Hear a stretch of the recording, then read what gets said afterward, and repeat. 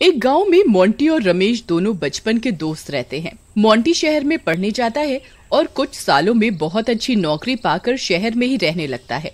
पैसा आ जाने पर मोंटी अपनी पत्नी रीमा के साथ एक बड़ा घर देखने जाता है जिसमें स्विमिंग पूल भी हो। सेठ जी, ये घर तो बहुत ही सुंदर है। क्यों रीमा, क्या कहती हो, ले लें? वह बहुत ही आलीशान घर होता है और उन दोनों को देखते ही पसंद आ जाता है और वो उसे खरीद लेते हैं।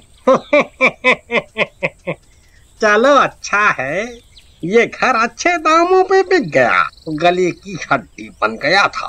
फिर दोनों रात में सो रहे होते हैं कि तभी आधी रात होते ही अजीब अजीब सी डरावनी आवाजें आने लगती हैं, जैसे कोई औरत रो रही हो। आवाजें सुनकर रीमा की नींद खुलती है। अरे ये कैसी आवाजें हैं? ये तो पूल के पास से आ रही हैं। वो जैसे ही पूल के पास जाती है उसे कुछ नहीं दिखता। जैसे ही वो वापस जाने लगती है तभी एक डरावना सा हाथ पूल से बाहर निकलकर रीमा को पूल के अंदर खींच लेता है। डर के मारे रीमा की चीख निकल जाती है। नहीं, छोड़ दो मुझे, अरे मर गई रे, अरे कौन है नास मिटा, छोड़ो मुझे। आवाज सुनकर मोंटी भी बाहर आता है और देखता है। रीमा, क्या हुआ? तुम इतनी रात में पूल में नहा रही हो? मुझसे रहा ही नहीं गया, इतना सुंदर पूल है। अरे अंदर चलो, सो जाओ अब। रीमा पूल से बाहर आती है और मोंटी का हाथ पकड़कर अंदर जाने लगती है। वो पीछे मुड़कर पूल की तरफ देखकर हंसती है। उसका चेहरा आधा चुड़ैल सा हो जाता है और आंखें खतरनाक बड़ी और डरावनी हो जाती हैं।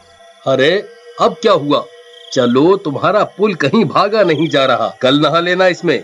मोंटी को रीमा का भूतिया चेहरा नहीं दिखता। हाँ, चलो राजा जी। अगले दिन दोनों नए घर की खुशी में पार्टी करने की सोचते हैं और अपने दोस्त रमेश को भी बुलाते हैं। फिर रमेश अपनी पत्नी कविता के साथ गांव से शहर जाता है। मोंटी के घर पहुंचते ही, अरे दैया रे दैया, ये कितना बड़ा घर है जी, इसमें तो हमरा पूरा गांव रह ले। अरे अब ऐसे मत करो, चलो अंदर चलो। फिर दोनों अंदर जाते हैं। रमेश मेरे भाई, तू आ गया, मैं बहुत खुश हूँ। तेरा घर तो सच में बहुत ही सुंदर है, मुबारक हो। अरे रीमा, भाभी को ले जाओ, कमरा दिखा दो, थोड़ा आराम कर लें, और घर भी दिखाओ पूरा। जाओ भाई जाओ।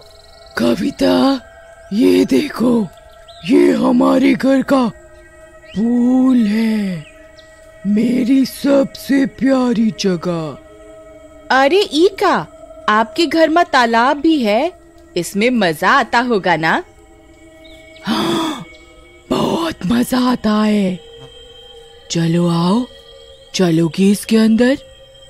नहीं नहीं, हमें तो लाज आती है और हमें तैरना भी नहीं आता है, हम जा रहे हैं।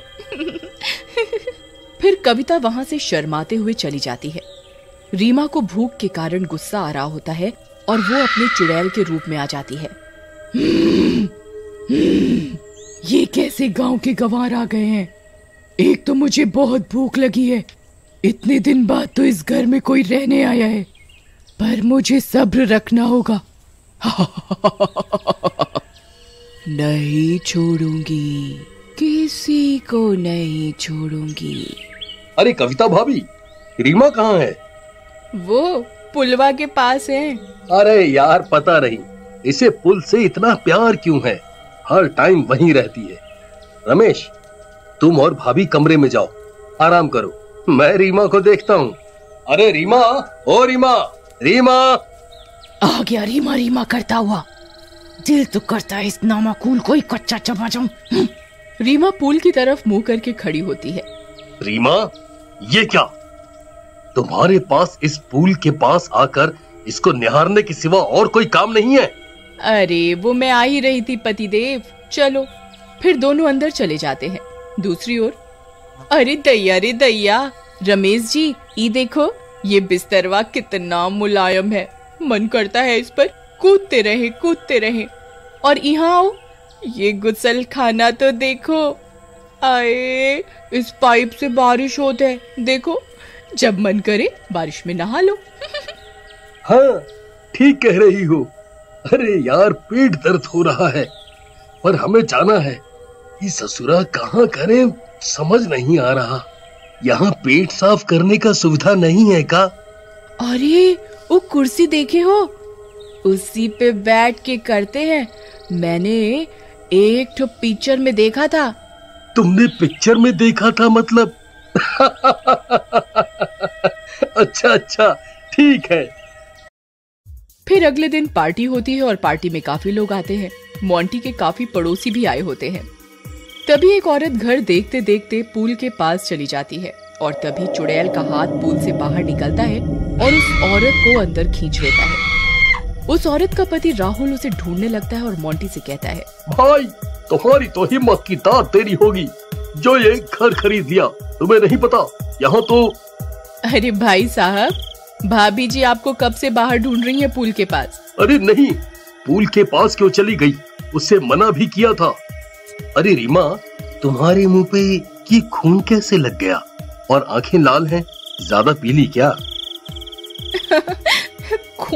खून कहाँ? अरे वो कुछ खाया था तो सॉस लग गई होगी। फिर राहुल पूल के पास भाग कर जाता है पर वहाँ कोई नहीं होता और तभी पूल से चुड़ैल बाहर आती है। तेरी पत्नी तो मेरे पेट में है, आजा तुझे भी उसी के पास पहुंचा देती हूँ। फिर चुड़ैल राहुल को भी पकड़कर अंदर खींच लेती है। आवाज सुनकर सब पूल के पास आते हैं लेकिन वहां कोई नहीं होता। अरे सब यहाँ क्यों आ गए? चलो अंदर चलते हैं। अरे नहीं, हम यहीं थे और एक हाथ पूल से बाहर आया और वो औरत को खींचकर अंदर ले गया। हमें बहुत डर लग रहा है रमेश जी, ये तो भूतिया तालाब है। ये सब सुनकर रीमा को कविता पर गुस्सा आ रहा होता है। वो चुड़ैल रूप में आ जाती है और मन में बोलती है, ये बेवकूफ औरत ने सब देख लिया, ये सब कुछ बिगाड़ देगी। भाभी, हम इतने दिन से यहाँ रह रहे हैं, ऐसा कुछ नहीं है। रीमा तो दिन में काफी टाइम पूल में ही बिताती है। फिर पार्टी खत्म हो जाती है पर मोंटी को पार्टी के आखिर में कुछ लोग कम दिखते हैं। उसे पता नहीं कि काफी लोगों को तो पूल निकल गया है। लगता है कुछ लोग बिना बोले ही अपने घर चले गए। फिर सब सोने चले जाते हैं पर कविता को नींद नहीं आ रही होती। वो उठकर खिड़की से पूल को ही झांक कर देखती है तो उसे रीमा वहां खड़ी दिखाई देती है। रीमा पूल के अंदर चली जाती है। अरे ये क्या? रीमा को काफी देर हो गई, ये तो पूल से बाहर ही नहीं आ रही। अरे कहीं डूब तो नहीं गई? फिर डरते डरते वो रीमा को देखने जाती है और पूल के पास जाकर बैठ जाती है। हे भगवान, इस तालाब में कुछ तो गड़बड़ है।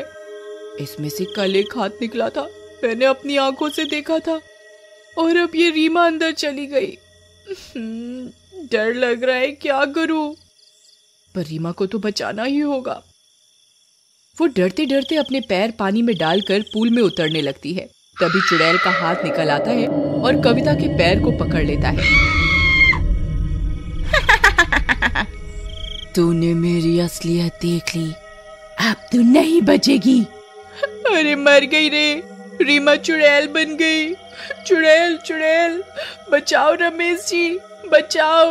अरे छोड़ दे चुड़ैल, रीमा तेरा नाश मिटे। रमेश जी। आवाज सुनकर मोंटी और रमेश भी वहां आ जाते हैं। अरे मोंटी, मर गए रे, तुम्हारे तालाब में तो भूतनी है, मेरी पत्नी को बचाओ।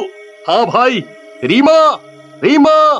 तभी रीमा चुड़ैल के रूप में स्विमिंग पूल के अंदर ही आधी बाहर निकल आती है। क्या रीमा रीमा कर रहा है? तेरी रीमा का शरीर अब मेरा है, वो मर चुकी है। मैं आराम से अपना पेट भर रही थी, लेकिन इस गवार कविता ने मुझे देख लिया। अब ये नहीं बचेगी और तुम सब मरोगे। रीमा का ये रूप देखकर मोंटी की आंखें फटी की फटी रह जाती हैं। रमेश भाग कर जाता है और मिट्टी का तेल पूल में डालकर उसमें आग लगा देता है। पानी में आग लगते ही चुड़ैल जलने लगती है। नहीं मोंटी, मैं तुम्हारी रीमा हूँ, मुझे बचा लो। अरे मर गई रे।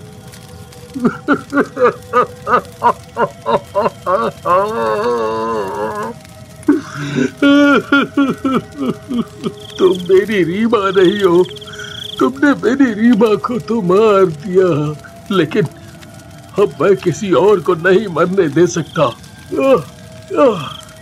आग लगते ही चुड़ैल भी जल जाती है और वो पूल चुड़ैल के साए से मुक्त हो जाता है।